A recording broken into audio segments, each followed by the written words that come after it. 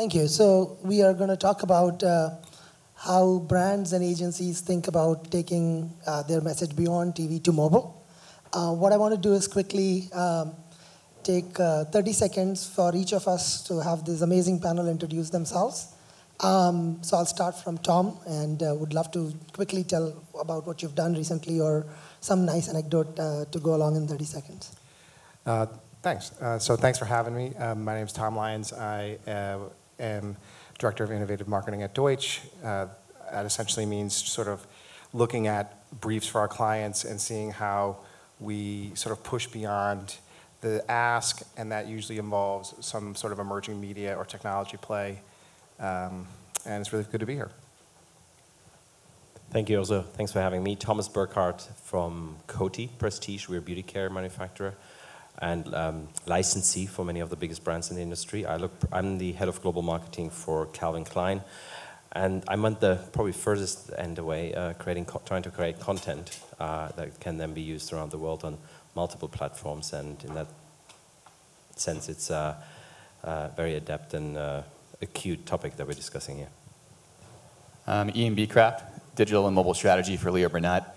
My primary responsibility is trying to get clients to think about mobile as more than just an additional channel, but how do we bake that into the original creative idea so that it's part of an ecosystem versus just a snap-on experience. I'm Uwe Hook. I work in Los Angeles with OMD. My main client is Visa, and my goal is to get everybody in our global network to become more digital and mobile as well. Thank you for having us. My name is Anthony Toguchi. I'm with Wyeth Nutrition. It's a division within Nestlé that was recently acquired from Pfizer Pharmaceuticals, and I am the mobile lead for this business group and oversee projects both in emerging and established markets. Thank you. So just to set the context and get everybody on the same page, we have a brief slide here. It talks about how when there is a device in the room and TV ads are playing, folks start engaging with the mobile device, and that has a bad effect on the brand recall and the brand consideration. Another slide real quick, someone has studied this across multiple sort of mediums, and TV and phone really come out really the last in that category of impacting an activity, which brings down the brand recall. And last thing, which I want to focus on and then start off and kick off the panel from here, is what we see from the mobile application world is that mobile apps are being used in really large numbers when people are watching TV.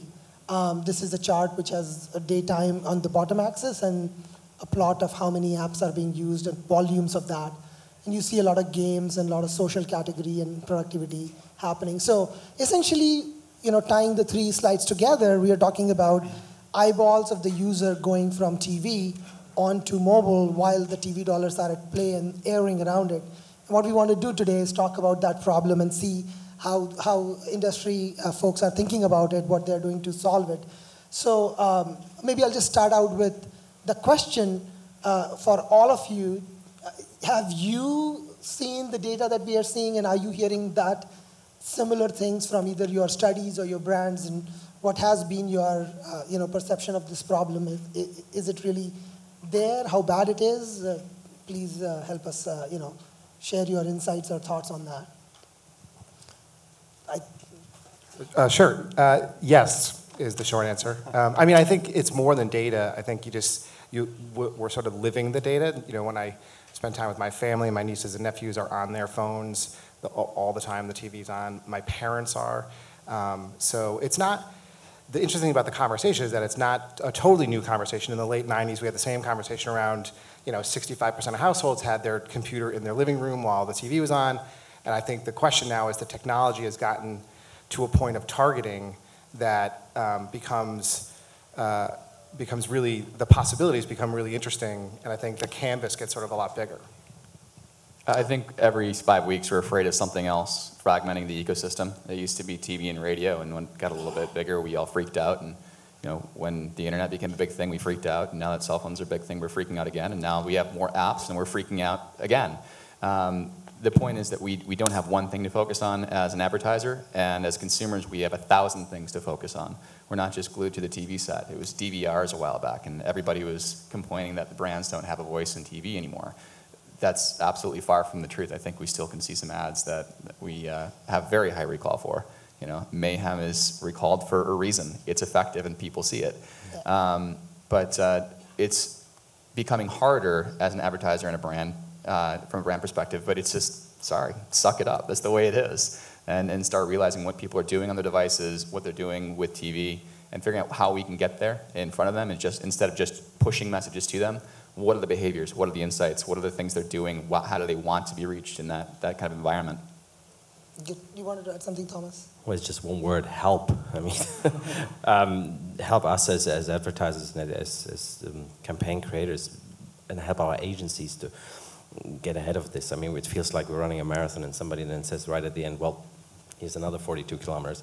It's, you know, there's something new every week, and too often it comes at the back end. Too often content is created and then the media agency is asked to deal with it, versus, you know, we still haven't closed that loop of having everybody at the table right at the beginning and making the content available for this. I mean, this has been the same topic since the 90s, as you're saying it, but it makes it more difficult. Got it.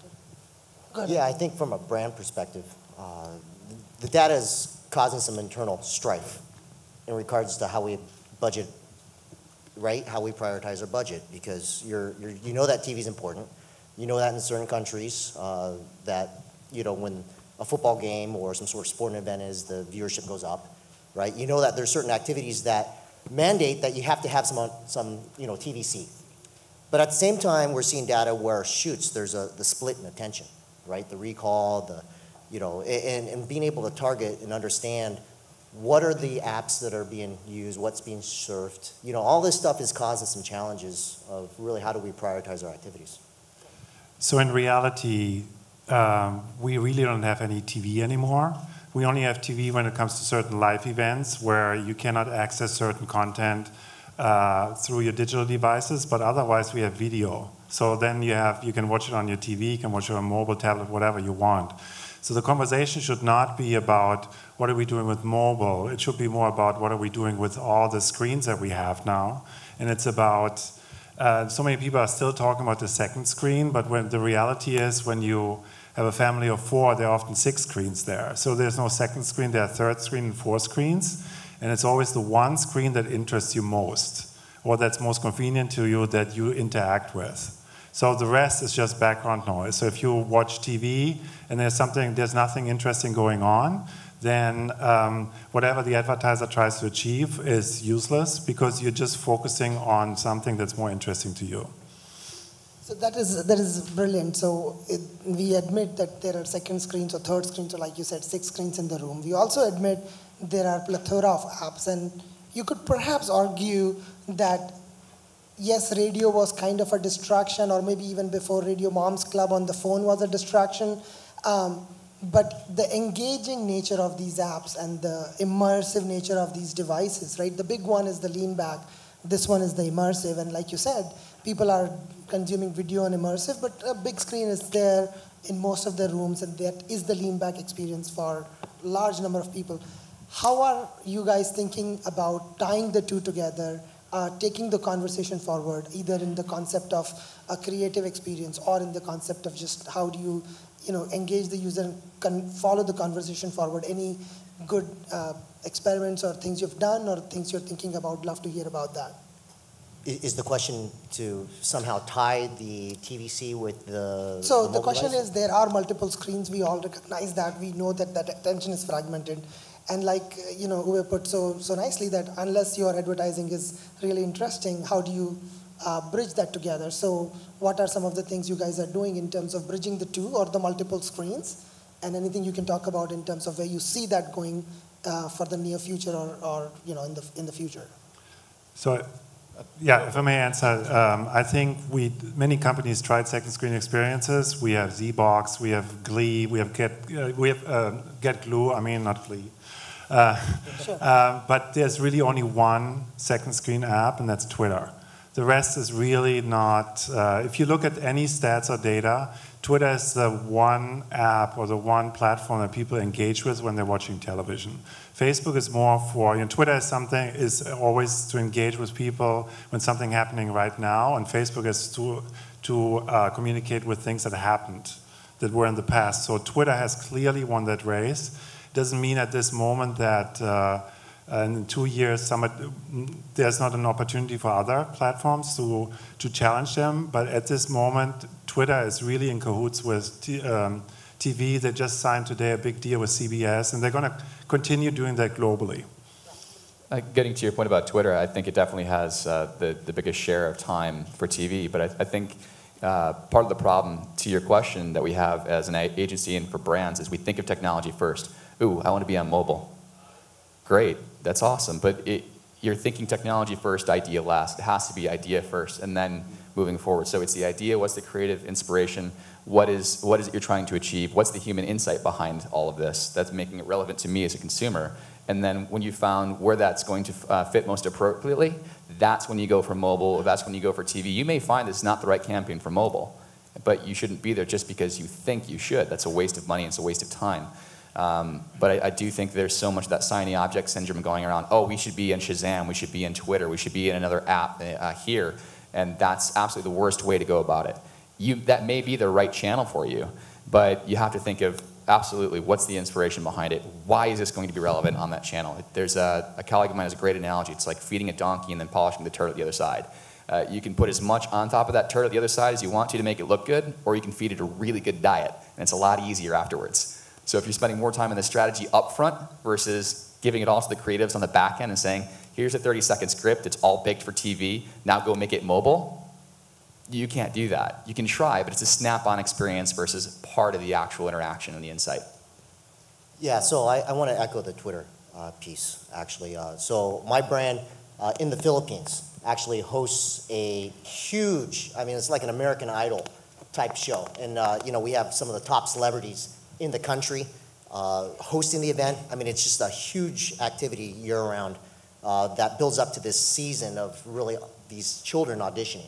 And what's amazing is that during the show, you see a lot of the tweets go out in the engagement. And you see, how did this child do? Or how did this go and happen? And it's just an amazing opportunity to bridge some of that up, that engagement. And I think that's something that the US consumers often don't get the same experience because we have 3 time zones. So when there's a Breaking Bad finale, people don't want to, I live on the West Coast, I don't want to hear anything about it at that point. So we only experience that really here with live events, when everybody is watching the same thing at the same time. Yeah. But that will come. Was it 65% of US households now have DVRs? And I know it from my own experience. As you said, from my own experience, literally it's live events that I watch live. Mm-hmm. And Twitter hasn't provided a solution to cope with that. Z-Box was interesting. I was watching Formula 1 yesterday, being German, time lag. Yeah. Z-Box listened to it because you hear when a Formula 1 race is going on and recognized actually that I was watching it on time lag and offered me content even though it was 2 hours later. And I think that we need to find some kind of apps and solutions that do that. I think a lot of networks are struggling with that right now too. That's why you see a lot of them coming up with their own solutions. You have like Story Sync for Breaking Bad, and a lot of the other networks have their own type of thing where they're trying to engage directly with the consumer and own that experience. I think that's part of it too. They own the channel, they own the experience and the relationship with the consumer versus letting it be this open experience on Twitter, which I can flip back and forth into whatever topic I really want. We go back to that closed wall experience there, which is, depending on your perspective, it's great for the brand, but it's also not exactly great for the ecosystem.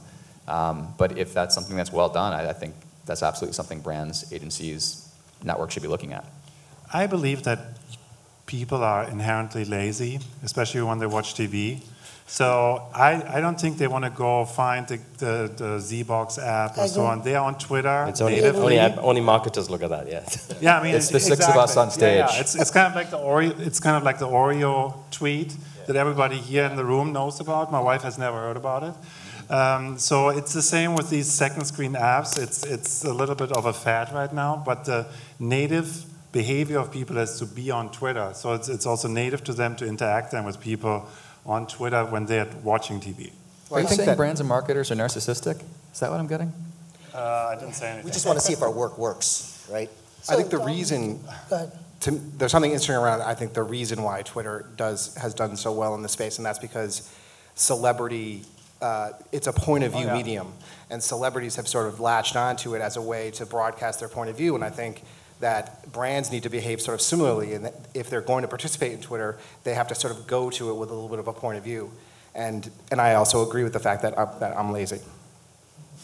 So we kind of recognized at Alphonso that people are lazy or people want that thing to come to them as opposed to having to go open an app, do something. So just as an aside for the audience, the reason Alphonso is talking about these things is because Alphonso is a platform that connects the TV to the mobile device across all the apps and brings the context of TV in the mobile apps automatically. So one of the things we've tried and we've done, and this works really well, is when a show is on or when an ad is on, bringing the context of that and making it tweetable. So to your point, those who are on Twitter really do engage with the content, and that's great, and they tweet out. There are many of us who are even lazier and don't even open up a Twitter app. And what Alphonso has done is enables them to tweet out from the app they are in as an ad unit that shows up. And the performance of that to raise the organic tweets just grows dramatically. Something that we think about every day in terms of how do we reduce the friction from all pieces of the ecosystem to make this seamless for the brands and for consumers to connect with the brands one-on-one. Maybe I'll just go back to my second question that I asked and try to get answers around creative experiences, since you guys did mention about new type of content creation or innovation that you're doing. How do you see, again, multi-screen sort of becoming part of that and becoming sort of coming to market with some campaigns or creative experiences that tie the things together for people? All right, so I'm going to stir the pot a little bit, all right? Sure. Can I do that? Please do that. All right, the audience probably wants to hear this too, right? All right. So we've actually experienced some challenges with this second screen experience, right? So if you play a TVC, they're not paying attention, your stats reflect it, right? So one of the things, if you look at our consumer drivers as far as purchase intent or sort of the drivers and why our consumer would want to choose our product versus others, we came from a science background, our product, so we were part of Pfizer Pharmaceuticals. So we actually visit the healthcare professionals and try to get referrals and try to have the healthcare professional refer our product. At the same time, we have friends and family, which is a huge consideration as well. So when they see a commercial online, or if they see something on TV, and then they have their friends also refer that, hey, did you see that commercial? Or you should use this product, that's the one that I use. You know, we actually heard a channel, right? We heard this healthcare professional channel. So one of the things that we've actually tried to do is in some of our countries around the world is, you know, we do iPad, what we call iPad marketing to the healthcare professional. We played that TVC. You know, maybe we try to pilot it even like before it goes on air to show the TVC to say, hey, listen, we want to get your feedback. Take a look at this. What are your thoughts? And by the way, we're going to play this on air in a month so that, you know, you're not blindsided if your consumers come in and, you know, or your consumers, your patients come in and, you know, they ask about this commercial, you know what you're talking about. So it's a way that we're looking at trying to bridge that friends and family and that sort of second screen and the distraction of the second screen, but at the same time helping a channel out that's been hurting. And if we could do something where we can have both, affect both at the same time, I think that's the bullet that we're looking for. Yeah. Any other anecdotes from the panel? Well, what we certainly be looking for is something that links the experience of being exposed to a piece of content, be it on TV, be it on digital, and then linking it to the point of sale. And I think that's where mobile is, again, hopefully the answer, but it's not there yet. I mean, if you look at the fragrance category, it's 500 to 800 brands per store. It's around about 500 to 600 launches per season.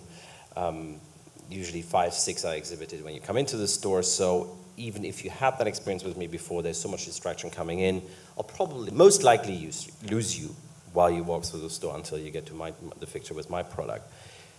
Knowing who is engaged with my product before, knowing who has an affinity to the brand, I should be able to somehow serve something up when that person walks in the store, some kind of incentive or some kind of directive or piece of content that re-engages or rekindles that engagement so that actually I can close the sale there, because by in our category, as in so many, still 80% of the decisions are made in the store once the consumer actually had a chance to experience the product. That's certainly a link that I haven't seen been addressed yet, and our creative agencies haven't recognized that yet, even though technically it should be possible. So let me move that conversation forward. The way we believe things are going is, as these devices get more context, more targeting power, and particularly ability to contextualize the TV or the content consumption on video or TV or whatever the experience is, that can come into, and as the technology industry, we can make the targeting far better. Google has done that for the web at a very large scale. Others, many others, Alphonso and others are working on that problem. Yeah, I think to the commerce point, I think we had a lot of success working with GoDaddy on, around live sports, using second screen to drive both awareness in a very point of view. I mean, GoDaddy is nothing if not having a point of view, but in a very point of view focused way, but also in a real way that links to commerce. And they, at the end of the day, want to sell stuff, and they sell web-based products, so it's a little bit of an easier chain. But we were pretty sort of dogmatic about making sure that we had both content and commerce attached to everything we did during during NASCAR events with Danica, or during the football launch with Jean-Claude Van Damme, those kinds of things. So you just called the second screen a distraction. I would actually say that it depends on the content, right? So if your content, if your commercial is so bad, then people will just get the second screen as a distraction. The TV actually might become a distraction to what they want to do. So it's a very self-centered approach that we in the industry still have, that we think that people should be watching our stuff. We worked on that for months.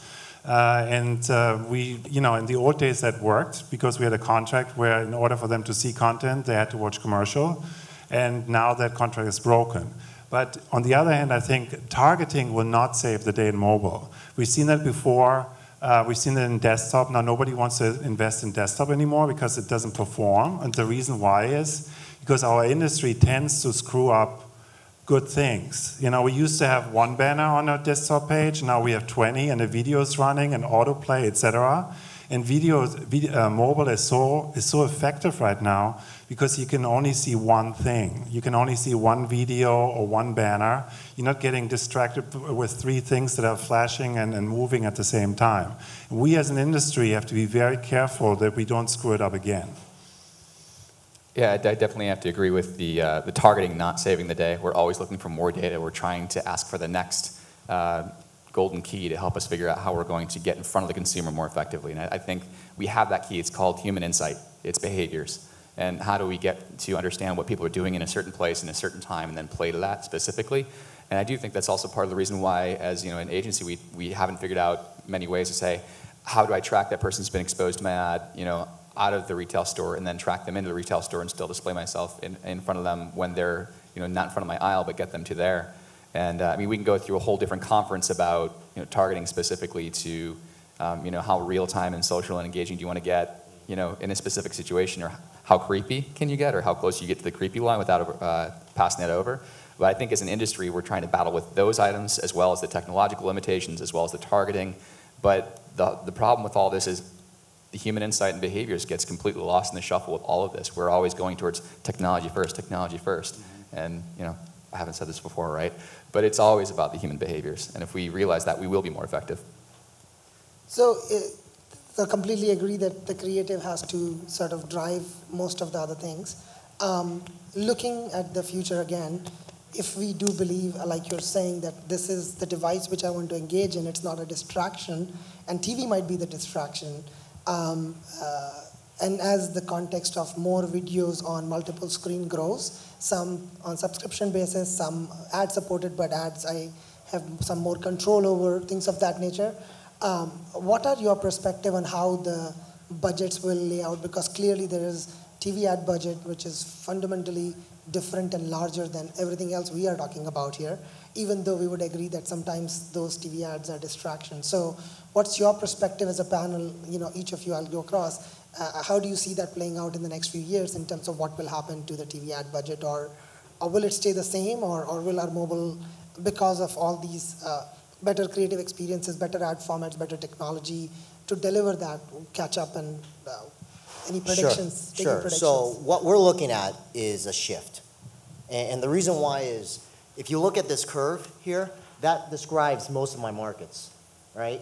You have people who commute almost 2 hours one way to work, right? They're at work for 9, 10 hours, and they have to commute back, and they're on their mobile device while they're commuting, they're at work, they're checking their SMSs in some countries, or their LinkedIn updates, or whatever the case may be.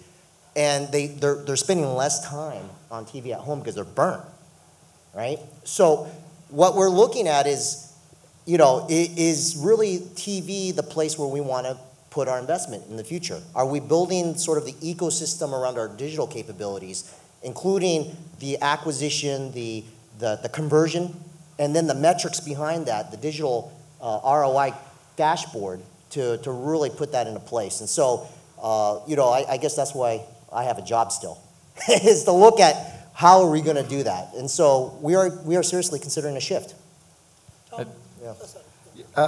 Yeah, I guess I feel like that shift has been talked about for a long time, for 20 years, and I think it's not. There are several things that I think aren't by accident. It's not an accident that really big, really high definition televisions are available at a pretty inexpensive price to the mass audience. It's not an accident that television content right now is probably better than it's ever been. Cumulatively, all the best TV of the first 80 years of television aren't as good as 15 shows that are on right now. Those things are on purpose, and I think the experience, and then there's live sports, and then there's reality TV, and I feel like those are all experiences that are going to keep TV and keep TV budgets in a good place. I mean, I guess I'm a typical agency person in that what I'm ultimately advocating for is that clients just spend more. So I think the mobile thing is there's going to be a lot of spend that has to go to mobile because I think it's a really compelling place, and I think the argument that it's the first screen is a pretty good argument. And so I certainly think that dollars are going to have to go there.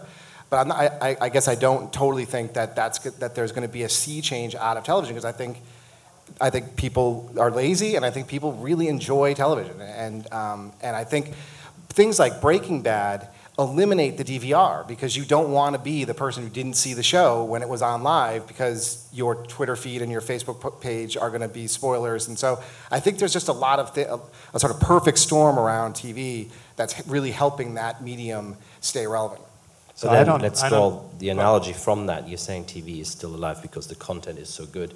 I think what's holding our investment into media and even in digital back is because of the lack of creative ideas that are fairly easy to grasp and execute. And I still get presented with fantastic ideas for 60-second TV ads, but the digital idea has become complicated.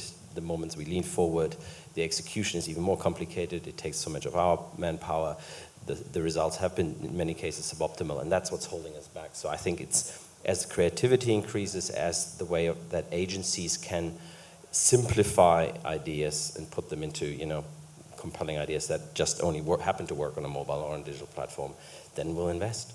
So I don't agree at all. I think that there will be live TV and there will be video, and the live TV rates will rise exponentially because that's the only time where you can find an audience that's fully engaged at the same time. And the rest is just video.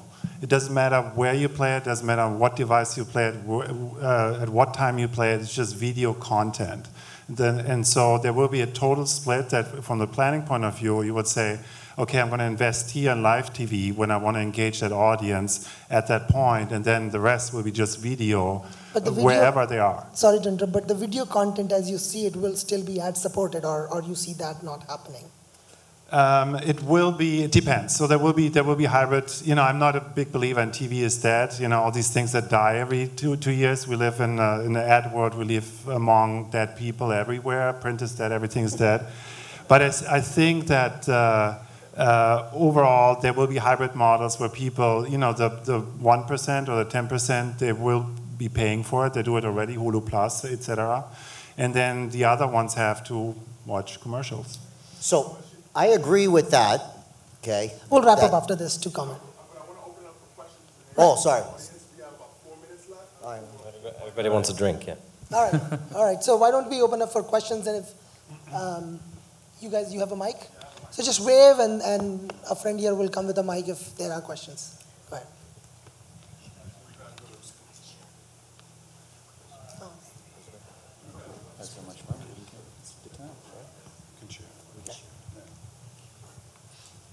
Hi, my name is Lee. I'm founder of Jingli US. We are a video online website. We're targeting the Chinese primarily. I'm wondering that we also play some ads like pre-roll, mid-roll, end-roll. And just wondering from your agency and also from advertisers' perspective, how much of your budget or how effective is, the first question, how much is your budget is on the branding and how much is on sales conversion? Those two different kind of ad. So that's my question. I'd love to say I have an easy answer for that, but it completely depends on the brand. Some spend an absolute shit ton of money on the branding. Others spend an enormous amount on the media and just try and spray and pray. But Miller will play it differently than P&G will play it, and it goes all the way across the spectrum. I wish I could give you a nice, tidy little answer for that, but unfortunately it'll never get less complicated. I think we would say that the brand is a commercial entity, and that there's a difference between brand and direct response advertising, but the idea of investing in a brand is to make that brand a sellable unit.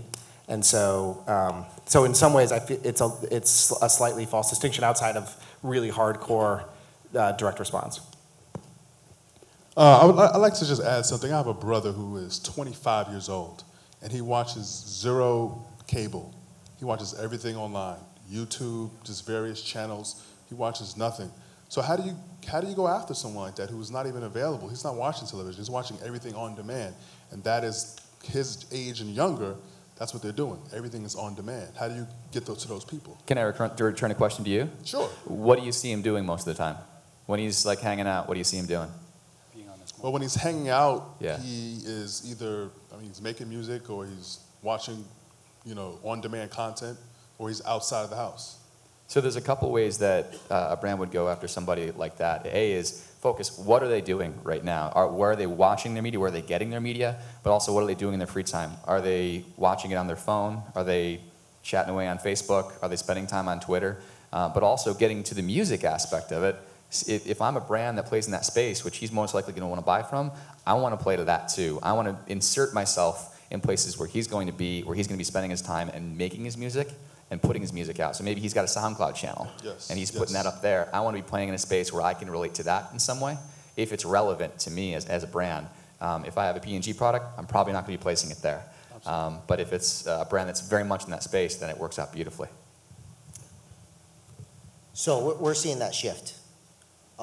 And one of the reasons why we're looking to shift our TVC into digital online presence is for that reason. And so you have to, it's not a complete cutoff. There has to be a rational, analytical approach to how you're going to make that appropriation to the funds. But yes, we're seeing that. Let me add our perspective as well. This is exactly the conversation we've had with people at YouTube, because they have a lot of audience who are non-traditional TV watchers, and they are trying to prove very aggressively to the brands and people in the room that yes, he's watching a video game machinima video, but he's the same guy you would want to go sell Red Bull to, so advertise Red Bull here. And some of our answers come back from targeting and understanding as more content consumption that's ad-supported happens on these multi-screen, and the understanding of who those people are and how to reach them increases. Ad-supported videos will be there on YouTube, and you will see ad content. That was sort of my question before as well, is the ad nature of ad as supporting content consumption isn't going away, and it's just going to move from one screen to the other as we progress. Okay. Any other questions from the audience? Hi, Seth Greenberg with Mobile at Ogilvy. We talked a little bit about that creepy versus that right zone, and we also talked about cross-device. So where do you see smart devices and connected devices, so smart TVs and being able to link your profiles, and is that getting on that creepy factor, or is that going into that right zone? Yeah, we could have a whole conference on that one subject alone. But yes, we've hit that. In fact, years ago we hit that, and we're still hitting it every day. And that's part of why we're actually finding our way towards what it'll eventually look like. To find the boundaries, sometimes you have to go a mile past it. And there are plenty of brands that have done that. I think we've got plenty of case studies to point to. But you can't really find the line by toeing inch by inch. You kind of have to bust over that barrier a couple of times. And usually you want to look at another brand do it versus be the one that does it. And you laugh, and then eventually it happens to you anyways. But I think that's the biggest thing. There's going to be a lot of cross-device. There's a lot of different tracking things. There's a bunch of startups and companies that are trying to find signatures across the way people interact between their smart TV versus their desktop versus their phone, because you can't really track with a cookie on the phone the way you would on a desktop. So they're trying to find behavioral insights. There's some companies that say, we look at 194 different variables to see that it's the same person. I don't know if we're going to get to one-to-one anytime soon. It'll probably be a long time. But we're eventually going to get pretty close. But yeah, we're going to see a lot more creepy stuff before that happens. It depends on the creative execution, right? So if retargeting can be really valuable, it can be also super creepy. So if you go to Amazon and you look at a book and suddenly I don't buy the book, I don't convert, and then 2 days later I get the same book served up as an ad, I find that creepy. But if you go, for example, to a travel site or an airline site and they just have a reminder and say like just to build the brand association again and say like, they don't say it, but for me in my mind says I didn't convert, I should maybe go back there and check out the prices. That's fine. It's the same with audio content recognition. He talked about it for Z-Box, which he likes a lot when he watches Formula One, because he doesn't have to find the channel for Formula One. But there are now companies out there that can actually serve you up an ad that actually can hear that you heard that ad or saw that ad, and then they can serve you up an ad on your mobile device. And it depends how they do it. You know, if they say, hey, you just watched our ad, that's super creepy. That's NSA style. But if you later on you come in and say, it's an additional value, you saw the ad and now I give you some additional value, it can be actually very engaging. Yeah, this company does this. That's correct. And I just want to... The challenge is going to be to get the consumer involved in this and ask them. Z-Box, the example just said, you give me access to your microphone. Right. Being a marketer, I said, why not? But it never explained, hey, then if you do this, I can do that. And that's the implications. By the way, you can turn it off that way really quickly. That's how it should work. Well, and super creep, you know, there's a lot of super creepiness with Facebook, and people still, even though they say every month when they change their settings, they say, I'm going to leave Facebook, you know, the user base increases every month. Yeah. The other thing, too, beyond that is we inherently like to port what we do in one channel onto the other, so that when we start looking at retargeting across devices, oh, you just saw this ad here. Can I replay it to you on your mobile device? No, I don't want to see the same thing again. I want to see something different. I want you to play to the type of interactions I have on my device. Give me a coupon, give me something else, give me something to interact with, and I might pay attention. But if you're going to try and shove the same thing at me in multiple places, I'm not going to pay attention. Exactly.